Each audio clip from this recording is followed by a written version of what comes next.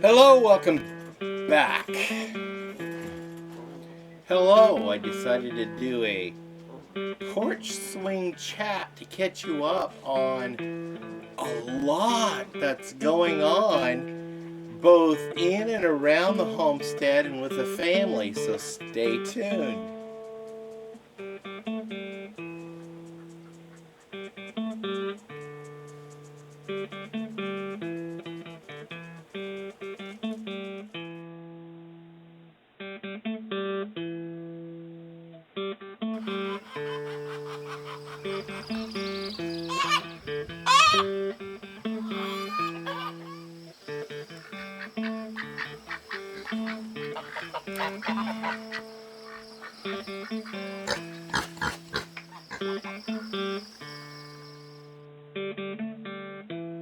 Hello folks, welcome back to Pine Meadows Hobby Farm. I'm your host Jerry Hansen.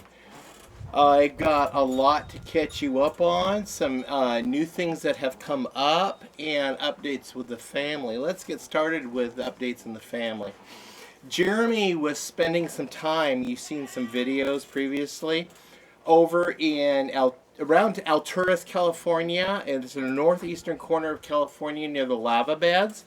He was fighting a wildfire up there, but just prior to that, he was fighting a wildfire just north of Yreka, California.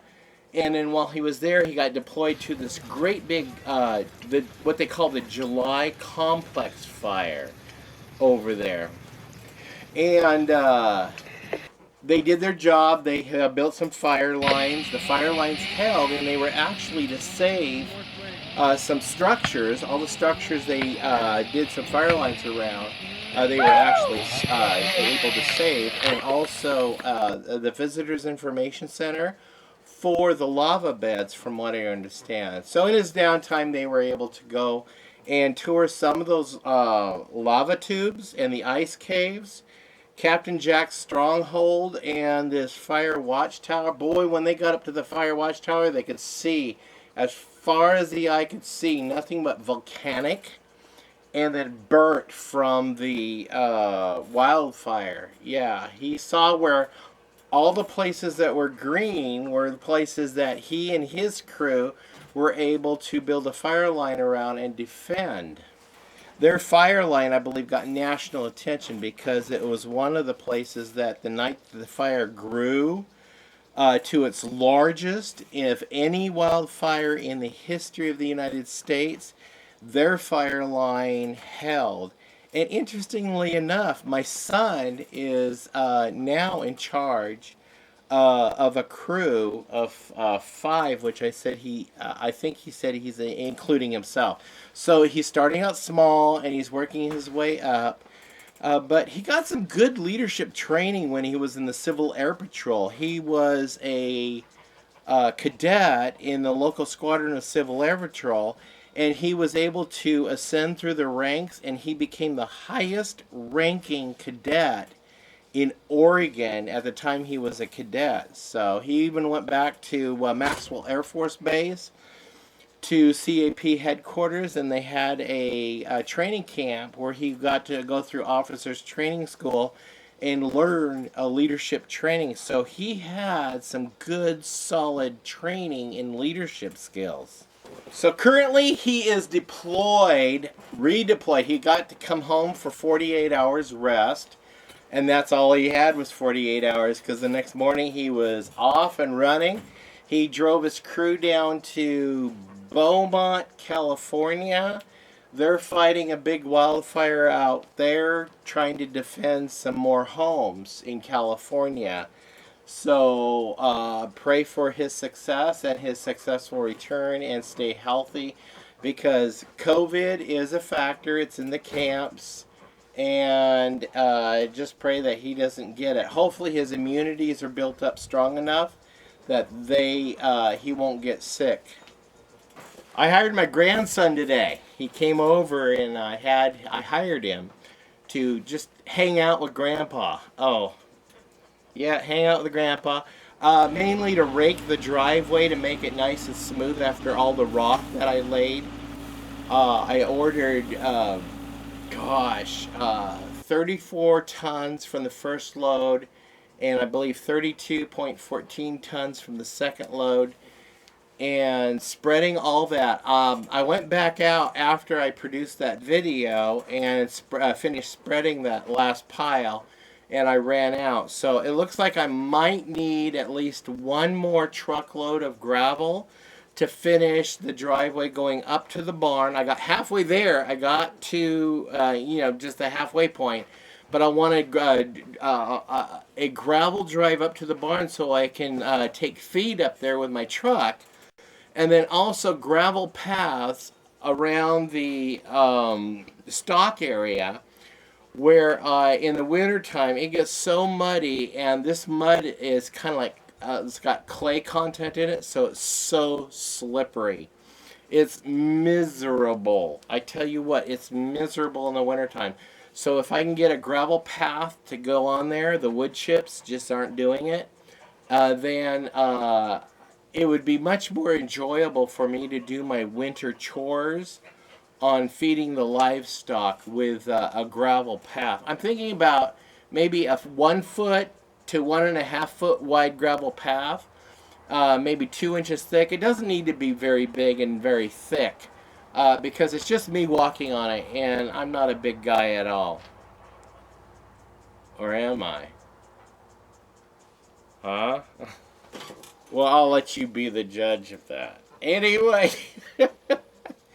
yeah, my daughter, update on my daughter, she shared with me a little story today when I was over there picking up my grandson to bring him over to my homestead. She shared with me that her boyfriend, who is a total city guy, I mean total city, right out of, I think, San Jose or Santa Rosa, California, I'm not sure where he's from. He's from one of those two towns. Lived in the city, encountered, the drug thing. I don't think he did drugs, but, gang mentality and stuff. And he came up here to where we live. And it's just like it's a total culture shock for this dude. Completely culture shock. My wife and I really enjoy him, though. He's a really nice guy. He's really good for my daughter. Anyway, she was at work. He sent her a video of a sound that was coming from outside the back door. And my daughter heard the sound, and she asked him, well, is the sprinkler on? And he goes, no. And she goes, run! It's a rattlesnake! Run!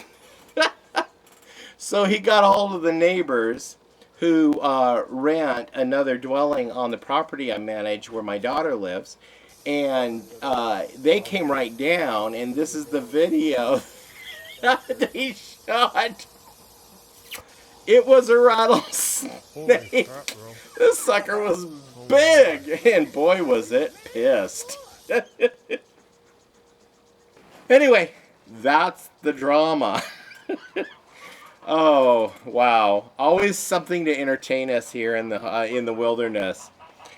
Back here on my homestead, we're just trying to still do the Billy Goat Barn build. I still got 2 more episodes. I'm hoping to wind this up in 2 episodes.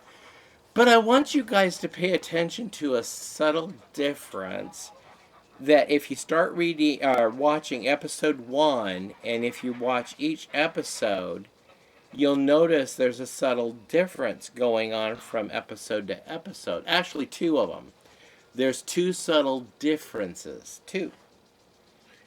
So the first person who can name exactly what both subtle differences are from episode 1 to episode 14, or even episode 15, I will send you 2 coffee mugs. One with Duck and a Cup logo on it, and one with Pine Meadows Hobby Farm logo on it. So if you guys want, to amuse yourself, if you want to, look and notice the change and, the subtle differences, let me know what those both of them are. And the first one who identifies both, I will send you guys 2 free coffee mugs. Yep, there's 2 subtle differences. Watch episode 1 through 14. In episode 15, I probably won't mention it, but in episode 16, the finale, I will mention it. And I'll also hopefully announce a winner of the contest in that episode. So hopefully you guys are alert enough to notice the 2 differences. Yep, 2 of them. So tomorrow is Sunday here at the homestead. I have the day off. I'm dedicating tomorrow to only one thing until I get that one thing done. And that is canning peaches. I am blessed to live in the neighborhood of Harry and David, the mother plant. I mean, the one that started it all. Well, Harry and David were residents of the area over in the Jackson County, Oregon is where they're at. And I'm near enough where I can travel over there and pick up what they call at the Harry and David Country Store. This is it. And I found out they have what they call a Peach Palooza every August. So this is the 3rd year I've taken advantage of this. My favorite beverage. One of them. Anyway, we have, I took advantage of that Peach Palooza and I bought enough peaches that I can that would last my wife and I in the appropriately apportioned jars, smaller jars, to last us a year, hopefully. I may have enough to make some jam. I've never made peach jam before, but I would like to try. So that's what I'm dedicating my Sunday to listening to some really good music and do some canning and just relax, unwind, enjoy myself. And fruit you can water bath can, so it should be relatively easy. I don't have to pressure can fruit, so it should go pretty quickly. I think you have to can it for at least 10 minutes. I don't know, I'll check. I'm not going to do a video on canning on peaches this year. I'm just going to do them. I do have a video in my archives on canning peaches. I'll leave that video link at the end of this video and you guys can see it, how I figured out how to can peaches, because I've done it before 2 years ago. Yeah, and I did it last year too. No, last year was a huge fail. What happened last year is I got my peaches from Peach Palooza. I got them set up to start canning, and we had a huge fire break out over here behind the homestead, and within 2 miles, and it was growing this way, so we had to evacuate. So I just pulled the RV down to a safe place. We evacuated, and there the peaches sat and rotted. Oh, huge disaster last year. Mega disaster last year. That was a waste of funds, but when you have Peach Palooza, you get the peaches for really cheap. I think they come out to be, with the discounts I get, 19 cents a pound for peaches that are actually grown in our region. I think they're grown in a big peach orchard down around Phoenix and Talent, Oregon. Well, I hope you guys enjoyed this little bit of a porch swing chat to catch you up on the events going on. around the homestead, away from the homestead with the family. And be sure to watch that series on the Billy Goat Barn, the new Billy Goat Barn, and let me know what 2 subtle changes you guys notice. And I will pick the first person who comments to give 2 free coffee mugs to. I'll have them drop shipped to you. One with the Pine Meadows Hobby Farm logo on it, and one with the Duck in a Cup Productions logo on it, because that's my company I own, is Duck in a Cup Productions. Stay tuned to more videos. You could do that by subscribing and clicking that bell icon. That'll alert you to new videos as I upload them. Also, please click that share button. Sharing my videos on your social media platforms really helps out the channel.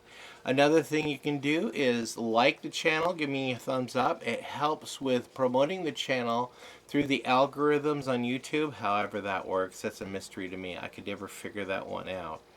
Also leave a comment, question. We'll see you guys later in another episode. Yeah, on the Billy Goat Barn build. Yeah. That's still unfinished. Like I said, I started out the year with the focus of only finishing the projects I started. And since I started the Billy Goat Barn, which is one of my goals that I wanted to do 7 years ago, is now that we got them, we got the goats, I got the barn, I got to finish it. We're finishing all the projects on the homestead, including the rock on the driveway. How about that? I got another check mark off the list of things I needed to do. This is awesome. We'll see you guys later in another adventure. And I'll keep you updated on what's going on with Jeremy, because he's going to be uploading videos to me on the front lines from the viewpoint of a firefighter in California. We're going to keep you guys updated on that, so stay tuned. Be safe. Please be kind. Bye-bye.